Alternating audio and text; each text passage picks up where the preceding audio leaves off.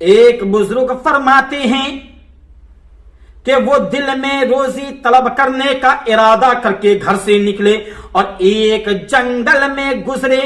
ایک مقام پر بیابان میں کیا دیکھتے ہیں کہ ایک لومڑی نہایت ہی فربا اور تر و تازہ بیٹھی ہوئی ہے، جس کے نہ ہاتھ ہیں نہ پیر ہے اور آنکھوں سے بھی اندھی ہے. وہ بزرگ اپنے دست و پا اور مجبور جانور کی اس قدر تر و تازہ دیکھ کر نہایت ہی حیران ہوئے اور وہاں بیٹھ کر حیرت سے سوچنے لگے اور دل میں اس سے کہا کہ اے اللہ عز و جل، یہ اپاہج لومڑی کس ہیلے سے اپنا رزق پاتی ہیں، حالانکہ بظاہر کوئی ذریعہ روزی حاصل کرنے کا اس کے پاس کوئی موجود بھی تو نہیں ہے، نہ یہ چل سکتی ہے نہ دیکھ سکتی ہے. اتنے میں ایک جگہ سے زمین شق ہوئی اور وہ 2 پیالے برآمد ہوئے. ایک سے دودھ سے بھرا ہوا تھا اور دوسرا شہد سے. ان بزرگ نے اب دل میں یہ خیال کیا کہ اے اللہ عز و جل، اس غذا تک کھانے کے لیے یہ لومڑی کس طرح پہنچے گی. اچانک کیا دیکھتی ہے کہ اسی مقام پر پہاڑ سے ایک بزرگ نہایت ہی خوبصورت اور نورانی چہرے والے نیچے تشریف لائے اور ان دونوں پیالوں کو اٹھا کر لومڑی کے پاس لے گئے. ان دونوں پیالوں ان کے پاس پلائے. جب وہ نورانی چہرے والے بزرگ واپس پہاڑ کی طرف جانے لگے تو ان بزرگ نے بڑھ کر نورانی چہرے والے کا دامن تھام لیا اور پوچھا آپ کون ہیں؟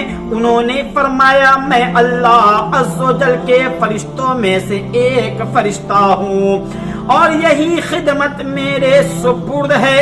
ہر روز صبح و شام یہاں آؤں اور اس لومڑی کو پیٹ بھر کر غذا کھلاؤں. یہ واقعات دیکھ کر ان بزرگوں نے روزی طلب کرنے کے تکلیف کے خیال کو دل سے نکال دیا. اللہ اللہ قربان جاؤ. اسی پہاڑ پر بیٹھ گئے اور ایک چشمے کے کنارے رہنے لگے اور نماز روزے میں مشغول ہو گئے. 7 دن گزر گئے مگر خیب سے کوئی رزق نہ پہنچا. فاقوں کے سبب نہایت ہی کمزور اور نڈھال ہو گئے. آخر کار اللہ عز و جل کی بارگاہ میں دعا کی، اے میرے پروردگار عالم، اپنی رحمت سے مجھ کو کوئی لقمہ غذائے عنایت فرما. مجھ میں اب بھوک برداشت کرنے کی طاقت نہیں ہے، یا میری روح کو قبض کر لے. اللہ عز و جل کی طرف سے جواب آتا ہے، اے شخص تو اپنے ہاتھ پاؤں کو حرکت دے اور روزی طلب کر، میں تجھے تیرا رزق عطا کروں گا. خود بھی کھاؤ اور محتاجوں کو بھی کھلاؤ. اور اگر اس کی طاقت اسی حالت میں اسی پہاڑ پر 70 برس تک بھی بیٹھا رہے گا تو میں تجھے غذا کا ایک دانہ بھی نہ دوں گا. اس وقت بزرگ کی آنکھیں کھلی اور پہاڑ سے اتر کر تلاش معاش میں مشغول ہو گئے اور کچھ کھاتے اور کماتے، خود کھاتے اور دوسرے محتاجوں کو بھی کھلاتے. پیارے اسلامی بھائیوں، دیکھا آپ نے توکل فقط اس بات کی ہم نہیں ہیں اپنے گھر بیٹھے رہیں اور رزق کا انتظار کرتے رہیں. یہ دنیا عالم اسباب ہے، اس میں کوئی کچھ نہ کچھ کوشش کرتے رہنا چاہیے اور اسباب کا سہارا بھی لینا چاہیے.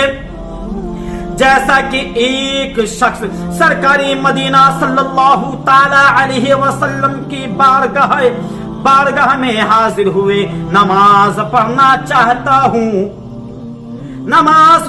چاہتا ہوں، میرے ساتھ اونٹ بھی ہیں، میں اس کو یوں ہی چھوڑ کر اللہ عز و جل پر توکل بھروسہ کروں؟ ارشاد فرمایا گیا پہلے اس کو باندھ لو پھر توکل کرو، ہم پیارے بھائیوں، حالانکہ اللہ عز و جل بغیر کسی رسی کے بھی اونٹ کی حفاظت کرنے پر قادر ہے، مگر اسی نے اس دنیا میں اسباب رکھے ہیں،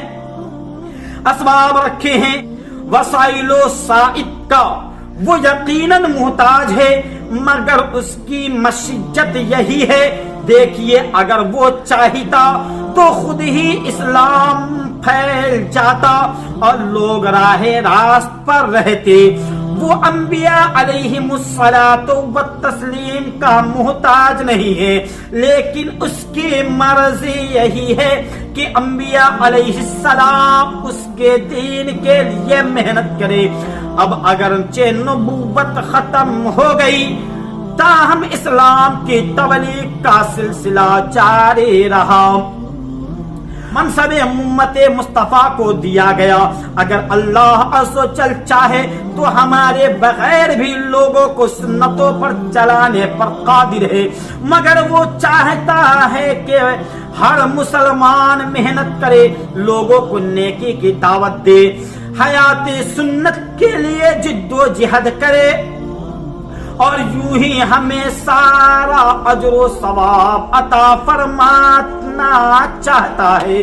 ثواب ہم کیوں اس سعادت سے محروم رہے؟